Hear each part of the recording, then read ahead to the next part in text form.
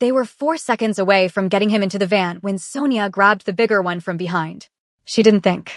Her hands just moved, fingers locking around the collar of his jacket, full body weight yanking backward. The man stumbled. The boy's arm pulled free for half a second. That was enough. She didn't know the boy. She didn't know the men. She just knew he was probably 7 years old and screaming, and nobody else on that street was doing anything about it.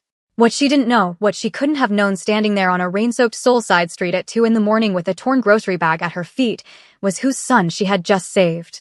Before we continue, I'm curious. Where are you watching from right now? On your phone in bed, on your laptop, or on your TV? Tell me in the comments, and don't forget to include your country too. I'd love to know where these stories are reaching. Welcome to Lily's Afro-Korean Mafia Tales. Rewind 26 hours. Sonia Johnson was a Nigerian woman, living the kind of life that looks fine from the outside and exhausting from the inside. 31 years old. Lagos-born, Seoul resident, convenience store employee. Her English had a Lagos rhythm that 6 years in Korea hadn't touched, and her Korean was good enough to handle customers and bad enough that her coworkers still laughed when she tried to order food on the phone. She came to Seoul for David. David Johnson, her husband, her person, the man who made every bad decision feel like an adventure, had taken a logistics management position with Kong Group, one of Korea's largest industrial conglomerates, in 2019. Sonia had packed up her life in Lagos and followed him without blinking. That was how it was with them. Where he went, she went. That was the deal. David died 14 months after they arrived. The official report from Kong Group said factory accident. Structural failure in a storage unit at one of their subsidiary facilities in Incheon. David had been doing a routine inspection. Wrong place, wrong time. The company expressed deep condolences.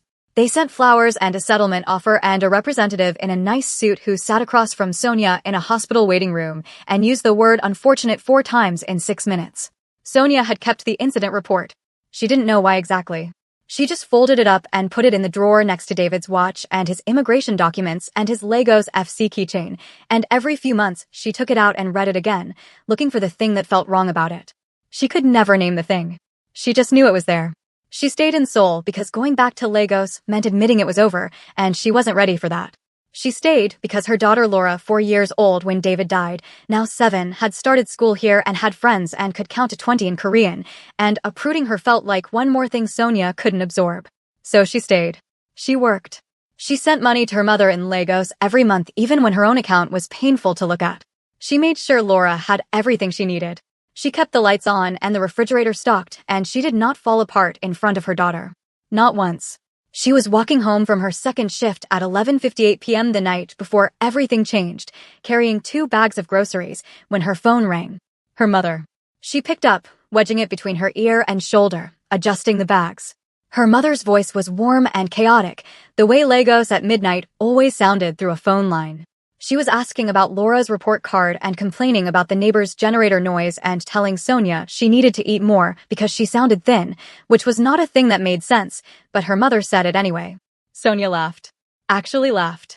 Walking through the quiet side streets of her neighborhood in Mapogu, bags cutting into her palms, laughing at her mother's generator complaints. She hung up at 12:30 and turned the last corner toward her building. The street was empty. Then it wasn't. A black van at the curb with the side door open. 2 men, large, dark clothing, faces covered, and a small boy between them, one man gripping both his arms from behind, the other trying to push his legs up and into the van while the boy kicked and twisted and screamed in Korean at a frequency that should have brought every light on in the building above them. No lights came on. Nobody came. Sonia's bags hit the ground before she made a conscious decision to put them down. She grabbed the closer man by his collar and yanked with everything she had. He outweighed her by 60 pounds easy, but she had the angle and the surprise and 3 years of accumulated grief that had nowhere useful to go. He lurched backward, lost his grip on the boy. The boy's right arm pulled free, and he immediately bit the other man's hand hard enough to make him curse out loud. The first man recovered faster than she expected. He spun and shoved her into the side of the van so hard the metal dented and her left temple hit the door frame. The world tilted. She tasted blood. She grabbed his jacket again on instinct, clawed at it, felt her nails tear, and did the only thing left she could think of. She screamed. Not a scared scream. Not a help me scream. A sound from somewhere below the ribcage. Full. Enormous. The kind of sound that made dogs bark 3 streets over. A window opened above them. Then another. A security guard's flashlight swept the far end of the street. The 2 men locked eyes over the boy's head. The one Sonia was still half holding jerked free, and both of them ran. The van started moving before the side door was even closed. It swung open, dragged along the road for 20 meters, then clapped shut as the van turned the corner and disappeared. Sonia was on one knee on the wet pavement, hand pressed to her temple, chest heaving. The boy stood in front of her, completely still, not crying. His clothes, she noticed now, were expensive. Dark navy trousers, a structured wool jacket. His face was composed in the way that doesn't come naturally to children. He looked at her the way a person looks at something they've been expecting. "They'll come back," he said. In English. Perfect, unaccented English. "We should go inside." Sonia looked at him. "How old are you?" 7. He picked up one of her fallen grocery bags. "But that's not important right now. If you're still here, drop a comment below and let me know what you think of Sonia so far. Like the video if you want to see what happens next, and subscribe." Sonia's apartment was on the 3rd floor of a building that smelled like cooking oil and somebody's laundry detergent. The elevator was broken 3 days out of 7. She took the stairs with the boy behind her, one hand still pressed to the side of her head, the other carrying the surviving grocery bag. She didn't know why she brought him upstairs. She thought about it later, much later, and still couldn't fully explain it. He was 7. He was alone. And something about the way he'd stood there on the street, collected and watchful in a way no child should be after what just happened to him, made leaving him alone feel wrong. She unlocked the door quietly. Laura was asleep. Except Laura was not asleep. She was sitting cross-legged on the couch under a blanket, tablet on her lap, watching something with headphones in at a volume that suggested she had no idea what quiet meant. She pulled one headphone off when the door opened, looked at her mother's bloody temple, looked at the boy, and made a decision with the speed and certainty that only 7-year-olds are capable of. "Sit here," she told the boy, patting the couch cushion next to her. She said it in Korean. He sat. She handed him half the blanket and put one earbud in his ear. Sonia stood in the doorway of her own apartment watching this for a moment. Then she went to the bathroom, turned on the tap, and looked at herself in the mirror. The cut above her left temple had clotted, but the bruising was already starting, purple edging into the skin around it. She cleaned it with the efficiency of someone who had learned not to make a production out of being hurt. She came back out. Both children were watching the tablet. The boy, she still didn't know his name, was watching with the same stillness he'd had on the street. He wasn't really watching, she realized. He was thinking. "What's your name?" she asked. "June." He didn't look up. "Do you have a phone? Someone I can call?" "No." "June. I need to call someone." "Your parents, My father will find me." Still calm. Still not looking at her. He always does. Laura looked at Sonia with an expression that said he's a little weird, but I like him, which was essentially Laura's entire social philosophy. Sonia called the police. The officer who answered took down her description of the van, the 2 men, the location. He asked her to repeat the partial plate number she'd caught twice. His voice shifted in a way she couldn't quite read, not alarmed exactly, but changed. He told her someone would follow up. He did not say when. She sat in the chair across from the couch and told herself she'd stay awake. She was asleep within 10 minutes. Her phone woke her at 5:47 a.m. Unknown number. She answered on the second ring. The woman on the other end had a voice like a press release. Clipped. Professional. No warmth, no static, no ambient noise behind her at all. "Ms. Johnson. This is calling on behalf of Mr. Kong Jae-won. Please don't contact any additional authorities. Mr. Kong is on his way to your address. He asks for 15 minutes of your time. He will explain everything when he arrives." The line went dead. Sonia pulled the phone from her ear and looked at it. Then she looked at the boy asleep on her couch with Laura's SpongeBob blanket pulled up to his chin, and suddenly it landed, the expensive clothes, the unnatural composure, the certainty that his father would find him. She said his full name quietly in her head. Kong Jun. She'd heard of Kong Group. Everybody in Seoul had heard of Kong Group. You couldn't live in the city for 6 years without knowing who Kang Jae-won was. She went to the kitchen and put water on for tea because she needed something to do with her hands. 6 black SUVs arrived at 6:04 a.m. She knew because her building had a security camera feed accessible through a wall-mounted panel by the front door, and she watched all 6 of them pull up in staggered formation on the street below with a focused, unhurried efficiency of people who did this kind of thing every day. 12 men in dark clothing moved to their positions around the building entrance before a single door opened. Then one door opened. Kong Jae-won was tall, mid-30s. The kind of face that was easy to call handsome and harder to call warm. He wore a dark suit that was too good for 6 a.m., which meant he'd been in it all night. He walked toward the building entrance the way people walk when every room they've ever entered has rearranged itself around them. He knocked on her apartment door 4 minutes later. One of his security team knocked, a composed young man who bowed and asked in Korean if Ms. Johnson was present. Sonia opened the door herself. Kang Jae-won looked at her, the bruise on her temple, the convenience store uniform she was still wearing, the cup of tea in her hand, and something moved across his face too fast to name. He composed it immediately. Ms. Johnson. His English was precise and studied. Thank you for what you did last night. Your son's on the couch, she said. She stepped back to let him in. He walked past her and saw June. And for the 4 seconds before he remembered himself, Kang Jae-won was just a father. The suit and the composure and the 6 SUVs outside didn't exist. He crossed to the couch in 4 steps, crouched in front of his son, touched his face, checked his arms. June woke up, looked at his father, and said something quiet in Korean. Kang exhaled. Slow. He held the back of June's head for a moment with one hand. Then he straightened, turned, sat at Sonia's kitchen table without being invited, which she noticed, and pulled out a card. He slid it across the table toward her. She looked at it, looked at him. Whatever figure you feel is appropriate, he said. Kang Group will honor it. For what you did. Sonia picked up the card and slid it back across the table. Kang looked at the card, then at her. I don't want money, she said. I want to know who those men were and whether my daughter is safe in this building tonight. He studied her for a moment. The men were professionals, he said. Hired. They were not after you specifically. They have my wallet. I dropped it on the street. Which means they have my address. A pause. Brief. He hadn't considered that yet, or he had, and the implications were still landing. Miss Johnson. Sonia. He said it like he was filing it somewhere precise. I need to explain some things to you. Not all of them, but some. I'm listening. Drop a comment below. Are you Team Sonia or are you already watching Kang different? Like the video and subscribe. His brother's name was Kang Jae-sung. Kang Jae-won said the name the way you say the name of something that has been hurting you for so long you've stopped expecting it to stop. He explained it plainly, the way Sonia suspected he explained most things facts first, feeling buried. Their father, the founder of Kang Group, had died 4 years ago. The board had voted Jae-won into the chairman and CEO position, passing over Jae-sung, who was older and had expected it, and had been building toward it his entire career. Jae-sung had spent the years since then executing a slow, methodical campaign to take Kang Group apart from the outside, hostile investor pressure, regulatory complaints, strategic leaks to the press. When that hadn't been enough, he'd escalated. June had been taken to use as leverage. Sign over controlling shares of Kang Group to Jae-sung's holding company or the boy's location would not be disclosed. That was the message delivered to Kang's personal attorney at midnight. Your brother did this, Sonia said. Someone working with my brother. Directly, it was a hired operation. And how did they know where your son was? His route, his schedule. Kang's jaw moved slightly. Someone inside my organization gave them that information. So someone on your own team sold your son. He didn't answer. He didn't need to. Sonia wrapped both hands around her mug. And you don't know who?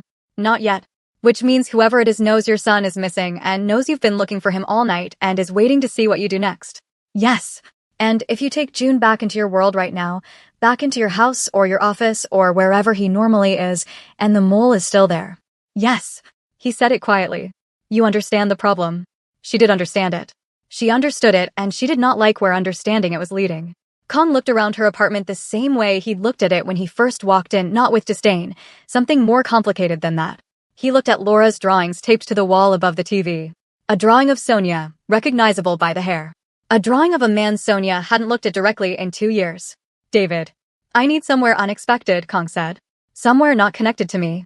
For 3 days. For at most. Until I identify who it is. No. Miss John. Sonia. And no. You need to hear me clearly. I have a 7-year-old daughter and an apartment and a job. I am not a safe house. You're right. I apologize for asking. He stood. His composure was complete, which somehow made it worse. I'll make other arrangements. He went to the couch, said something to June.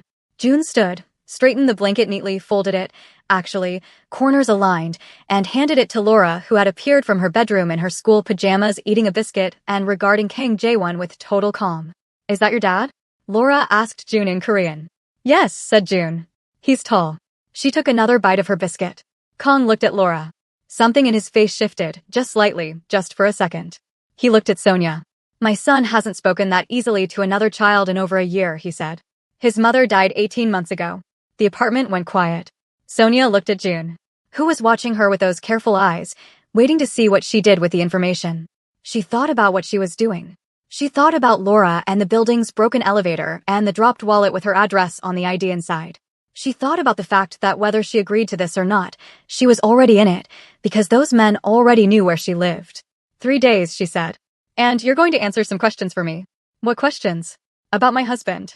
The shift in him was small, but it was there. Something behind the eyes, some recalibration. He knew the name David Johnson. She'd been watching for it, and she saw it, and they both knew she saw it. 3 days, he agreed. He did not agree to the questions. She noticed. The security team Kong placed outside was invisible to anyone who didn't know to look. 2 men at the building entrance who looked like residents. One on the roof. One in a car on the street that changed position every 4 hours. Sonia knew they were there because Kong told her. She would not have spotted them herself. He worked from her kitchen table. This was strange in ways that accumulated. Kong Jae-won, the 14th wealthiest person in South Korea according to a magazine Sonia had once seen in a waiting room, at her table with a laptop and 2 phones and a coffee he'd made himself because she'd pointed at the jar of instant and said, "Knock yourself out." His security team lead, a quiet, composed man named Woo Sung-min who communicated mostly in nods, checked in with him every 90 minutes. June and Laura occupied the couch with the efficiency of children who have decided they're friends and require no adult facilitation. They argued about everything. What to watch, what to eat, who was right about whether Jenga was better than cards. June argued with data and logic. Laura argued with volume and confidence. They were evenly matched. Sonia went to her shift. She came back at midnight. Kong was still at the table. She made tea. She put a cup next to his laptop without asking. He looked at it. He looked at her. He said thank you. Your company, she said, sitting across from him. How long has your brother been trying to take it down? Officially? For years. He closed the laptop halfway. Actually? His whole life. That's a long time to hate someone. He doesn't hate me. He considered it. He needs to beat me. There's a difference. What did your father say about him? When he was alive. The question landed differently than she intended. Something in Kang's posture changed, a small collapse somewhere he'd been holding tense. My father said Jae-sung was brilliant but impatient. He said I was steadier. He paused. He meant it as a compliment for me. Jae-sung heard it as an insult to him. He wasn't wrong to hear it that way. Sonia looked at him. You feel sorry for him. He's still my brother. He tried to kidnap your son. Yes. Simple. No conflict in the word, but she could see the conflict somewhere beneath it. They sat with that for a moment. Tell me about your husband, Kong said. Sonia put her mug down. That's not how this works, she said. You first. You said you'd answer my questions. I said we would talk. You knew his name. When I mentioned David. You knew it before I gave you context. Why? He looked at her for a long time. The kind of look that is actually a decision happening in real time. Not tonight, he said. There are things I need to verify before I can speak accurately. She held his gaze. He didn't look away. She had a feeling he hadn't looked away from much in his life. Tomorrow night, she said. He nodded once. She took her tea to her room. She sat on the edge of the bed and looked at the photo of David and then at the folded incident report in the drawer. She didn't take it out. She just looked at the drawer. Comment below, do you think Kong knows more than he's saying? Like and subscribe to make sure you're here when the truth about David drops. The second day was quiet in a way that felt like held breath. Kang's team rotated shifts without appearing to. Kang himself stayed at the table through the morning, 2 phones and a laptop running in parallel, making calls in Korean in a voice low enough that Sonia caught tone but not content. He had the particular focused stillness of someone who has trained themselves to work through crisis, because crisis is a condition of their life, not an exception to it. Laura made him move his laptop once. She needed the table for a school project. She explained this to him directly, in Korean, without preamble. He looked at her, looked at the project materials she was unloading from her backpack, and moved to the kitchen counter without a word. June watched this from the couch and said nothing, but something in his face eased slightly. Like a person who'd been carrying something setting it down without making a show of it. Sonia noticed because she noticed everything about both of those children in a way she couldn't entirely explain. Laura was hers, that was its own category of knowing. But June was something she found herself reading without meaning to. The way he held stillness. The way he watched his father. Like he was monitoring something. Like he was waiting for a specific variable to change. She went to her shift. She came back at 12:45 a.m. The building entrance looked normal. The man sitting in the car on the street had shifted position. Kang's light was still on through the window from the street. He was on the phone when she came in. He held up one finger without turning around, finished the call in 30 seconds, set the phone down. She was at the refrigerator before he spoke. I need to tell you something, he said. About the men from the other night. She closed the refrigerator. Turned around. They traced your wallet, he said. We confirmed it. They have a physical address. I know that. I told you that the first morning. What I didn't know that morning, what my team has confirmed in the last 6 hours, is that they haven't moved on it. He looked at her steadily. Which means they're not coming back for June. They already know June is with me. Something settled cold in her stomach. Then why are they still watching this address? Because Jae-sung is patient. He knows that if June is safe and I know who took him, the next thing I do is look for the person inside my organization who gave them the information. He wants to see if I find that person before he can neutralize them. If he can get to the mole first. He cuts the evidence trail. Yes. So we're bait.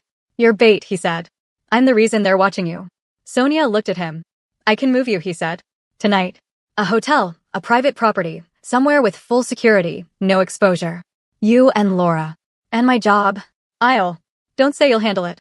He paused. I was going to say I'll explain that option and let you decide. She looked at him for a moment. Then she pulled out the chair across from him and sat down.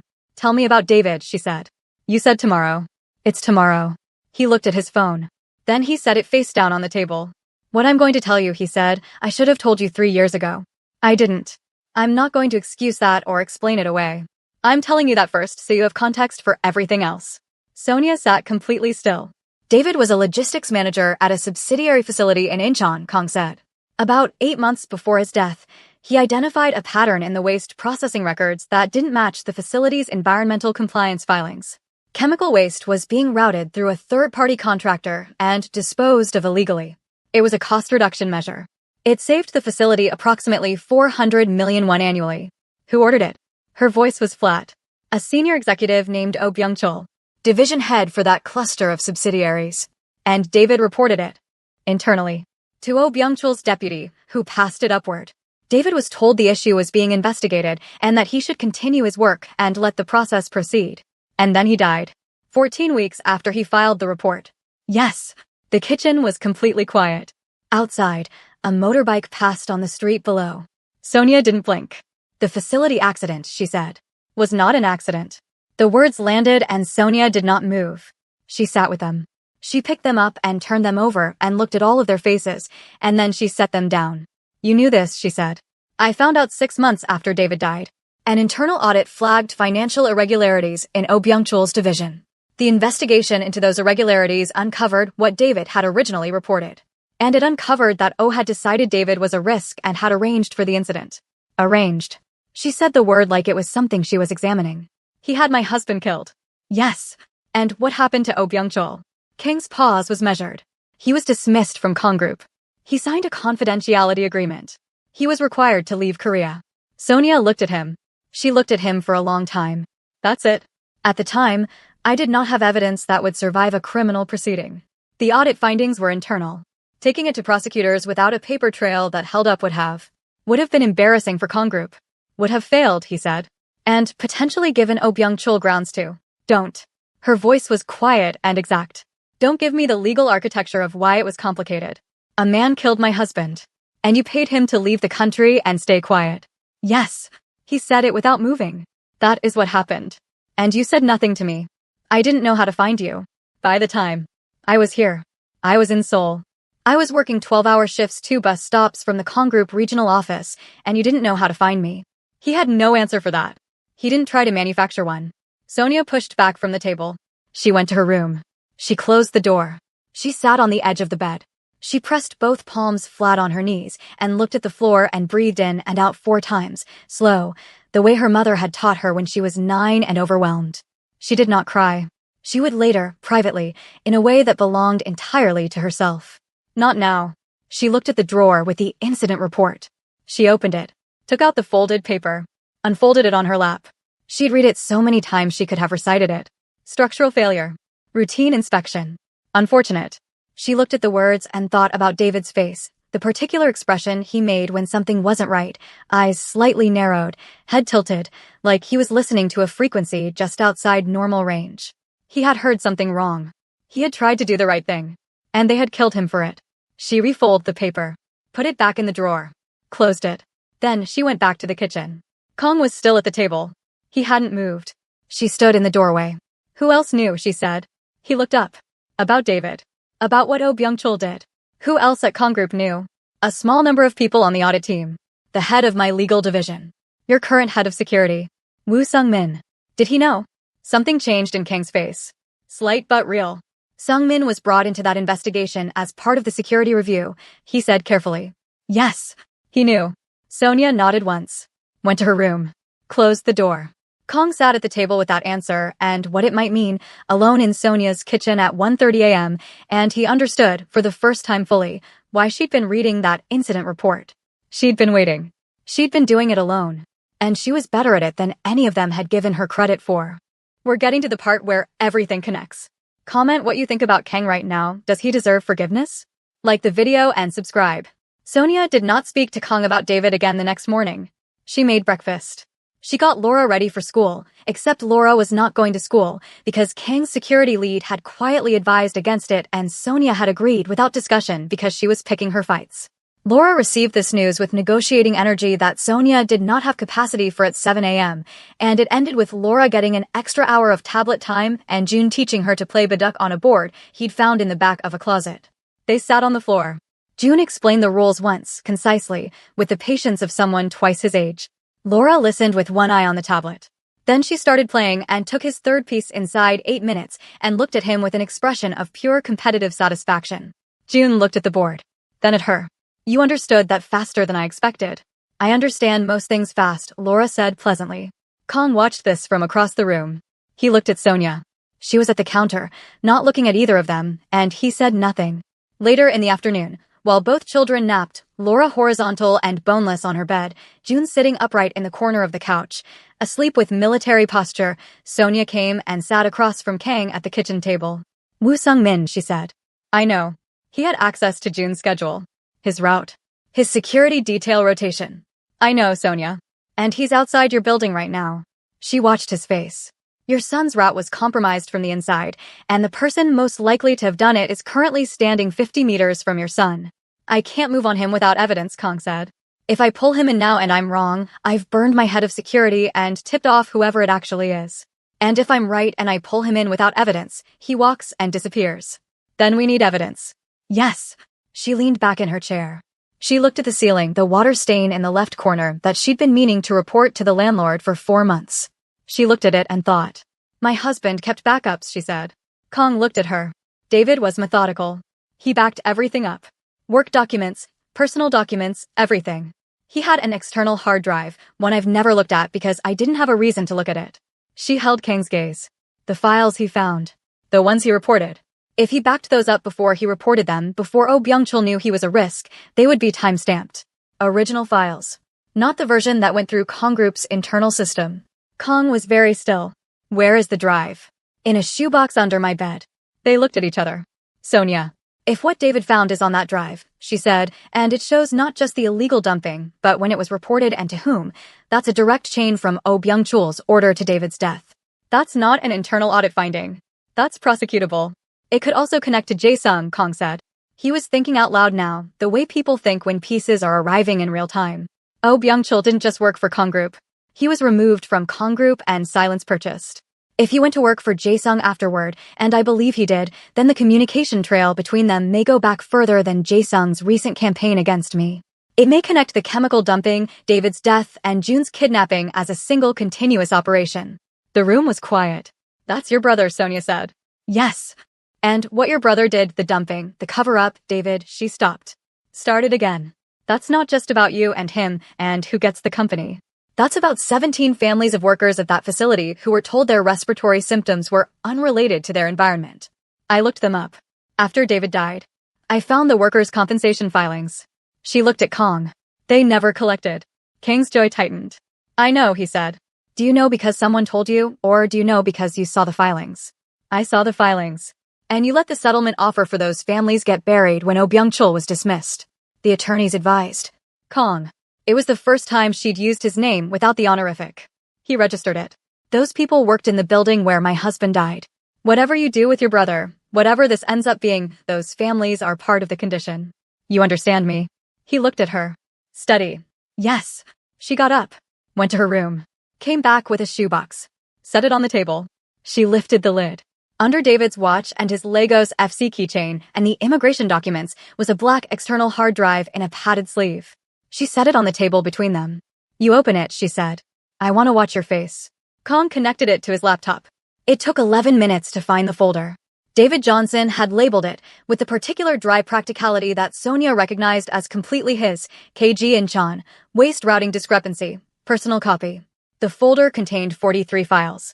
Scanned documents, photographs of physical records, an audio file, David's voice, recorded on his phone, clear as a window, describing what he'd found, naming Oh Byung-chul's deputy, noting the date he filed the internal report and who received it.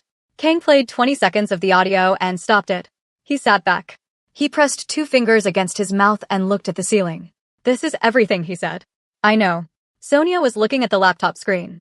At David's handwriting in the file names. Sonia. His voice was different now. Stripped of something. I am sorry. For what happened to David. For what I didn't do afterward. I'm telling you that not because it changes anything or because I expect it to. I'm telling you because it's true and I should have said it to you 3 years ago and I didn't. She looked at him. At the lines around his eyes that hadn't been there in the photos she'd seen of him from 4 years ago. At his hands flat on the table the way hands go flat when the person has run out of things to do with them. I know, she said. It wasn't forgiveness. It wasn't absolution. It was just acknowledgement, the kind between 2 people who are both too tired for performance. She picked up the hard drive. So what now, she said. His phone buzzed. He looked at it. His face changed. He turned the phone toward her. A message from Woo Sung-min, sent to an encrypted channel that Kang's tech team had been quietly monitoring for 48 hours at Kang's request. The message was not to Kong. It was a contact at Shin Industries, Kang Jae-sung's operation, and it said, in Korean that Kong translated for her in a flat voice. They have the drive. Move before morning. We are at the breaking point. Comment right now, did you see Sung-min coming? Like this video and subscribe and keep watching. Kang made 3 calls in 4 minutes. The first call lasted 40 seconds. The second lasted 90. The third was 12 words and then a hang-up. When he was done, he set both phones on the table and looked at Sonia with the particular focus of someone who has shifted from thought into action and cannot afford the space between them. I need you to listen to me carefully, he said. I'm listening. Sung-min doesn't know we've been monitoring that channel. He thinks he has until morning to act. That gives us 6 hours to do 2 things simultaneously: remove you, Laura, and June from this building without alerting Sung-min that we know, and get this drive into the hands of 2 people I trust before Jae-sung can move against it. Who are the 2 people? One is my CFO. The other is a prosecutor at the Seoul Central District Prosecutor's Office who has been building a case against Jae-sung's financial irregularities for 18 months. What's on this drive connects to that case directly. If she gets it before morning, she can move on it independently of Kong Group. It becomes a criminal matter, not a corporate one. Meaning Jae-sung can't settle it internally. Meaning it goes to a place where neither of us can touch it. He paused. And Oh Byung-chul comes back into jurisdiction. Sonia held the hard drive. She looked at it. If this goes to the prosecutor, she said, what happens to the information about the workers at the Incheon facility? It's part of the same filing. Their records go in. And the families. Their compensation. I'll make a formal commitment tonight. In writing, separate from any legal proceeding, independent of outcome. Whatever happens in court, those families are compensated. I'll draft it before we leave this apartment. She looked at him. He met her eyes. No performance in it. Okay, she said. I also need something from you. What? The audio recording. David's voice, describing what he found, naming Oh Byung-chul. That file, specifically, the prosecutor will need it authenticated. Meaning you will need to confirm that it's David's voice, that the drive was in your possession, that it came from his personal files. I have to testify. To the prosecutor first. Formally in court only if it proceeds that far. But yes. She breathed in once, slow.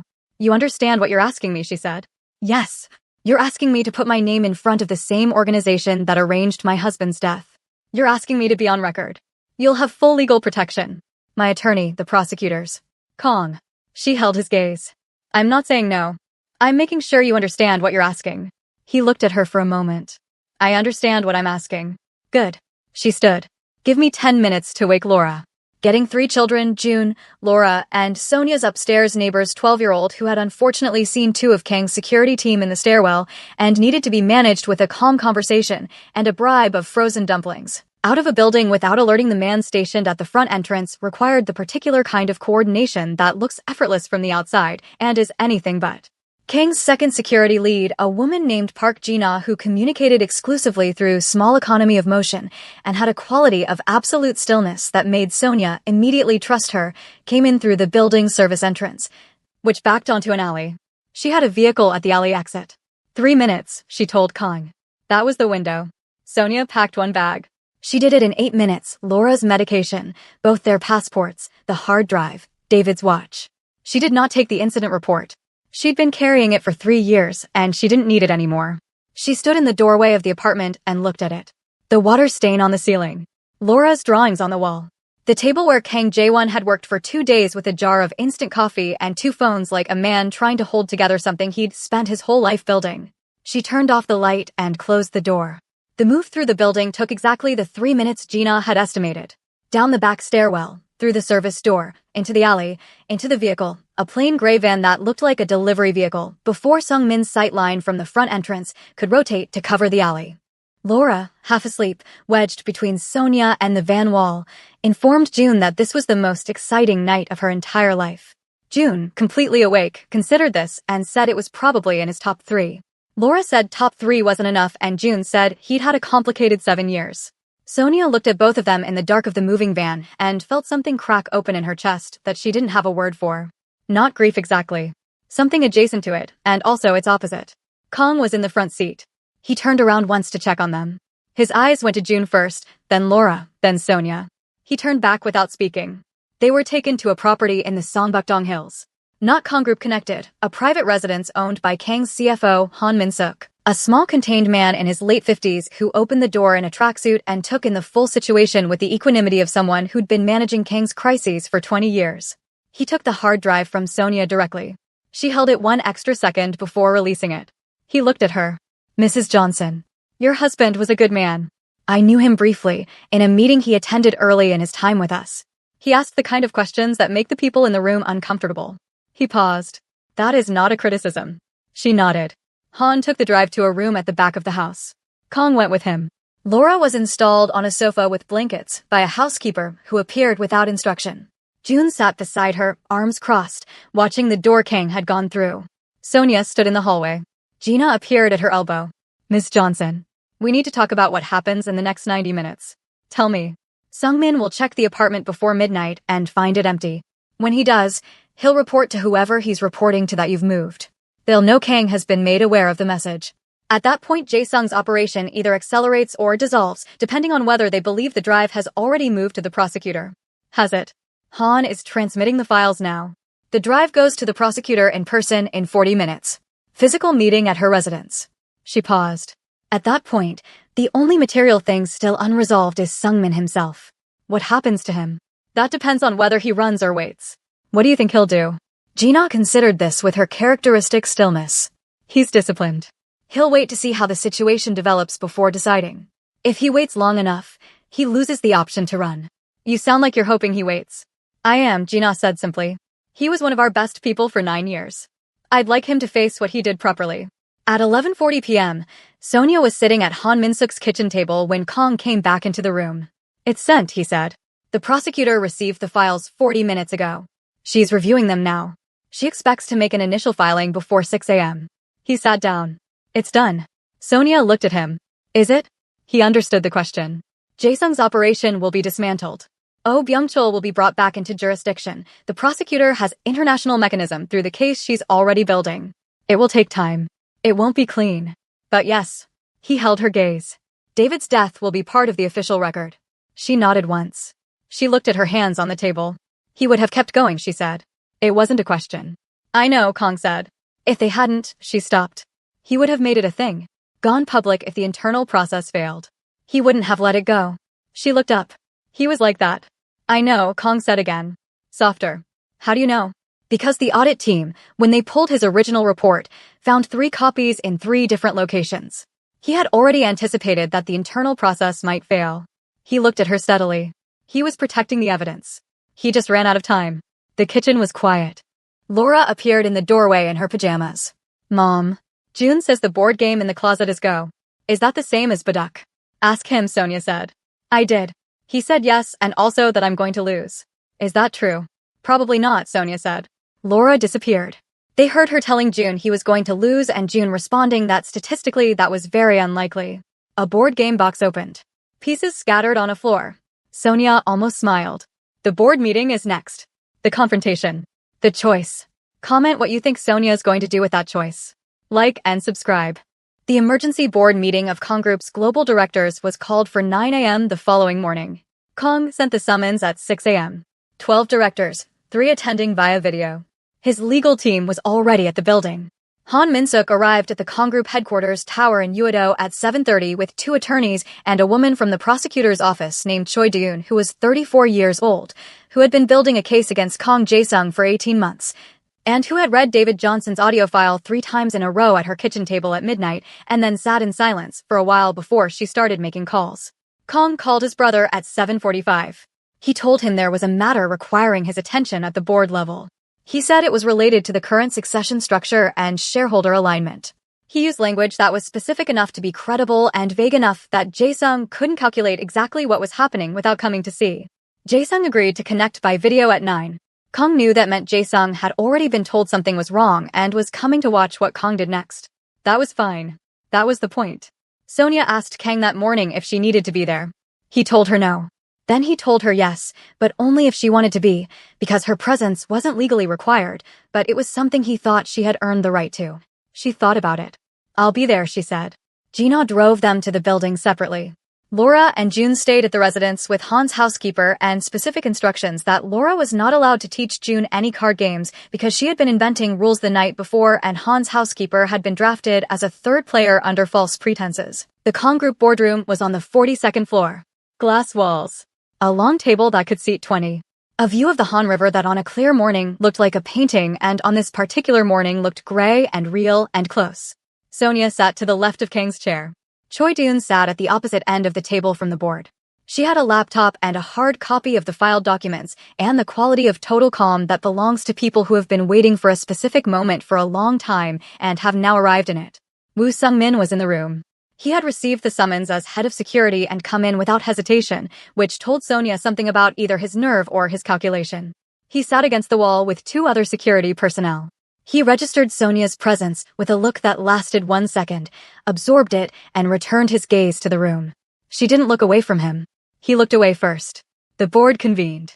Kong opened with 3 sentences. There were matters of governance and legal accountability before the board that required immediate attention, that this meeting superseded normal scheduling for reasons that would become clear, and that a representative from the Seoul Central District Prosecutor's Office was present in an official capacity. The room shifted. Choi Deun spoke for 11 minutes. She covered the Incheon facility, the illegal chemical waste routing, Oh Byung-chul's order and the internal Kong Group report filed by David Johnson in November 2020. The circumstances of David's death 14 months after he filed the report. The communication trail between Oh Byung-chul and a holding company registered to Kong Jae-sung's personal portfolio. The financial transfers between that holding company and the operation that hired the men who attempted to take June. The room was completely silent. On the video screen, 3 overseas directors. And one other connection, Kong Jae-sung, watching from somewhere with good lighting and a neutral wall behind him. He had the controlled face of someone managing a very large response behind a very practiced surface. Choi Deun finished. She set her pen down. Kong looked at the video screen. He looked at his brother. He didn't say anything accusatory. He didn't raise his voice. He said, in Korean, quietly enough that the room had to lean slightly to hear, "This is over, Young. Whatever you decide to do next, this part is over." Jae-sung looked at him through the screen. His face was a completed equation. Cold, precise, resolved. He reached forward and disconnected. The security chief in Jae-sung's operation, who had been on a separate video feed monitoring the meeting, disconnected 30 seconds later. Woo Sung-min stood up from his chair against the wall. Gina, who had been standing 3 feet from him the entire meeting, put one hand on his arm. Not forceful, just present. He looked at her hand, then at her face. He sat back down. The board voted within 40 minutes. Formal cooperation with the prosecutor's office. Full disclosure of all documents related to the Incheon facility. Suspension of any Kong Group-affiliated operations linked to Jae-sung's holding company. An independent investigative committee for the facility worker compensation claims. And on a motion from a director named Lim Cheol-soo, who had been on the board since Kang's father's era and who made the motion with the deliberateness of someone who had been waiting to make it. A formal record acknowledging that David Johnson had correctly identified an illegal operation, had reported it through proper channels, and had received no protection from the organization to which he'd made that report. It was a single paragraph. It would go into the official board minutes. It would exist in the record permanently. Sonia sat in the boardroom chair and read it on the screen when it was projected for approval. She read it once. Then she looked at the window and the Greyhound River outside it. She didn't cry in the boardroom. She wasn't going to give that to this room. But she held David's watch under the table in her right hand, her thumb pressed against the back of the case, and she said his name once inside her head and felt the ground shift slightly in a way that grief does sometimes when something is finally put right. Afterward, in the hallway outside the boardroom, a Kong Group attorney found her. Young, careful, trained in the particular blend of professionalism and implication that means a large organization wants something. He introduced himself and then placed a document on the table beside her. He explained it clearly. A non-disclosure agreement. If she signed, Kong Group would manage all legal proceedings relating to the Incheon facility and David's death internally and through the already filed criminal case. She would receive a formal wrongful death settlement. She could return to her life. Or she walked the hard drive's contents out of the building. She spoke to the journalists who had been camped at the Kong Group lobby entrance for 2 hours since someone leaked that something was happening. She made David's story public property. Made the chemical dumping a national conversation. Made the 17 families visible in a way that Kong Group's managed legal process would not. She held the document. The attorney waited. Kong came down the hallway and stopped when he saw her with the document. He looked at the attorney. He looked at Sonia. He said nothing. She looked at him.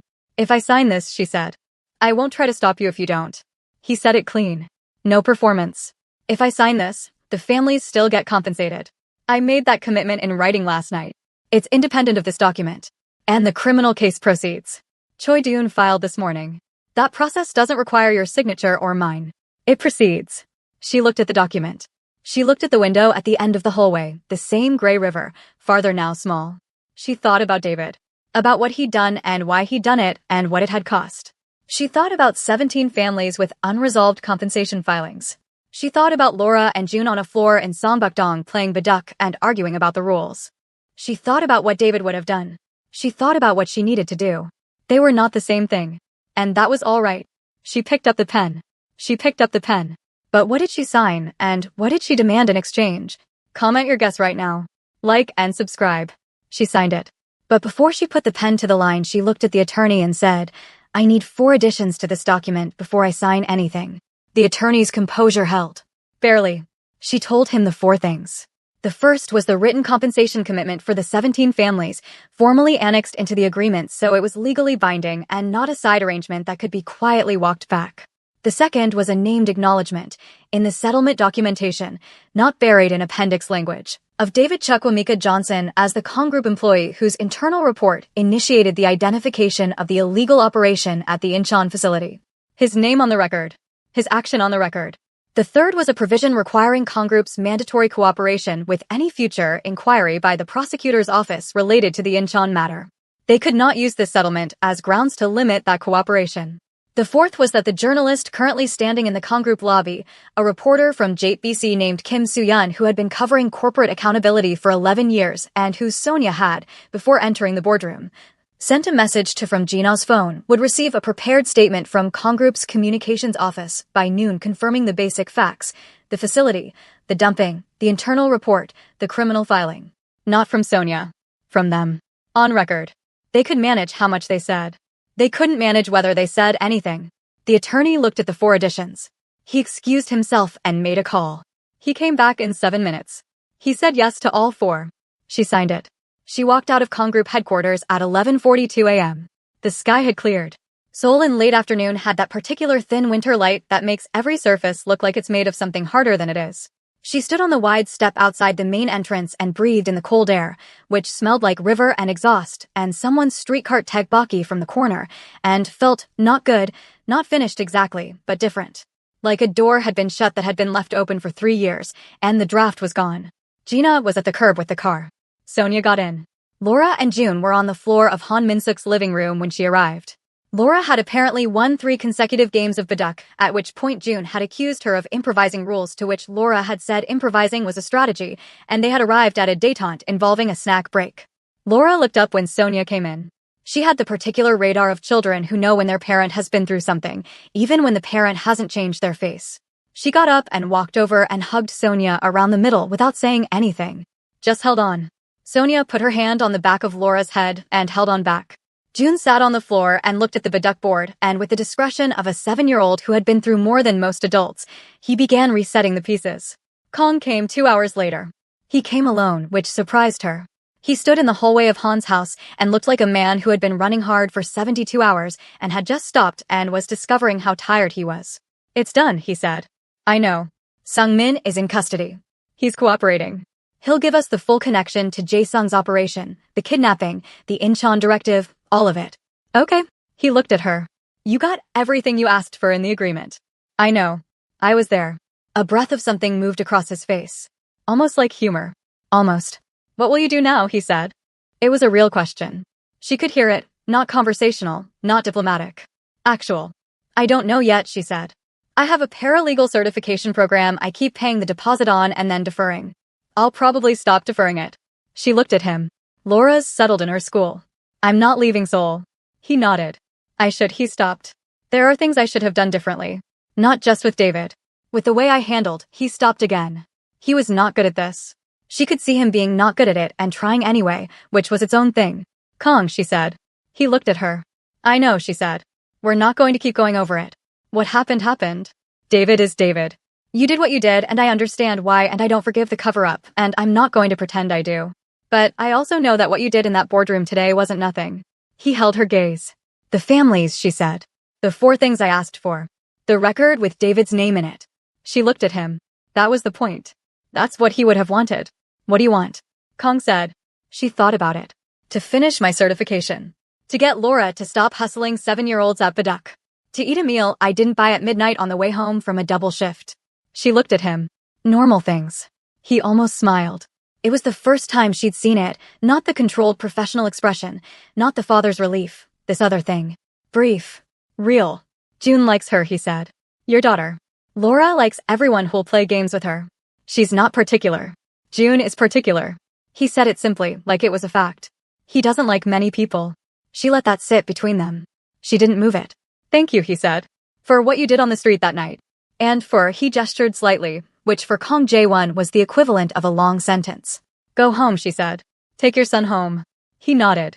He moved toward the door. He stopped with his hand on the frame. "The paralegal program," he said, without turning around. "If you need any documentation of prior relevant experience, navigating a criminal proceeding, conducting an evidential review, negotiating a corporate legal agreement." Kong. He stopped. "Go home." He left. 3 months later, Sonia Johnson was at her kitchen table at 9 p.m. with a property law textbook open and a highlighter she kept losing under the pages and Laura's half-finished homework on the other end of the table. The water stain on the ceiling was gone. She'd called the landlord. It had taken 2 weeks, but she'd called. The apartment was the same apartment. She hadn't moved. It was hers, and she knew it, and that was enough. She was reading a case study in the textbook about fiduciary duty when her phone lit up on the table next to her mug. A message. No name. The contact was saved simply as K. The board approved the Workers' Compensation Fund today. All 847 beneficiaries across the 17 families. First payments processed. Thought you should know. She looked at it. She put the phone back down. She picked up the highlighter and found her place in the case study. Across the table, Laura, who had been pretending to do math homework for 20 minutes, looked up. "Mom. June says his dad taught him Baduk when he was 5. She tilted her head. "Do you think he cheated?" "When he was teaching me. Because some of those rules." "Laura. Some of them felt invented. Go to sleep. It's 9 p.m. Then do your homework." Laura looked at the math page. She looked back at Sonia. "Is everything okay?" she asked. Sonia looked at her daughter. At the particular direct quality of Laura's attention that she'd had since she was 2, the way she looked at things fully, no deflection, taking the whole picture in. David's face in miniature. David's way of looking at what was actually in front of him. "Yes," Sonia said. And it was. Not perfectly. Not without what was missing. But yes, solid ground, real light, work to do, her daughter across the table, a life that was fully, finally, stubbornly, irreducibly hers. She went back to the textbook. Her phone lit up one more time. A second message from K. Oh Byung-chul was formally extradited this morning. He lands in Seoul on Friday. Sonia read it. She set the phone face down. She picked up the highlighter. She underlined the sentence she'd been on before Laura interrupted her, pressed the cap back on, and kept reading. Outside, Seoul moved the way it always did, constant, indifferent, enormous. Somewhere across the city, a man who had walked free for 3 years was on a plane coming back to face what he'd done. Somewhere in Songbukdong, a 7-year-old boy with his father's composure and his own private genius was probably awake at 9 p.m. reading something he wasn't supposed to be reading yet, adding variables to equations the adults around him didn't know he was running. And at her kitchen table, under a ceiling that no longer leaked, Sonia Johnson kept reading. She had a lot to learn. She was not afraid of that. She had done harder things. She had done the hardest thing. She had carried the truth alone for 3 years, in a shoebox, under her bed, without knowing what it was, and when the moment came she had known exactly what to do with it. David had trusted her to know. She always had. The only question left, was she ready for what June had seen and never told his father? That's the end of the story, but Sonia's world is not finished. If you want to know what June knows, comment, tell ME below, and let's see if we bring it back. If this story moved you, like the video, share it with someone who needs a Sonia in their life, and subscribe to Lily's Afro-Korean Mafia Tales so you never miss stories like this. We'll see you in the next one.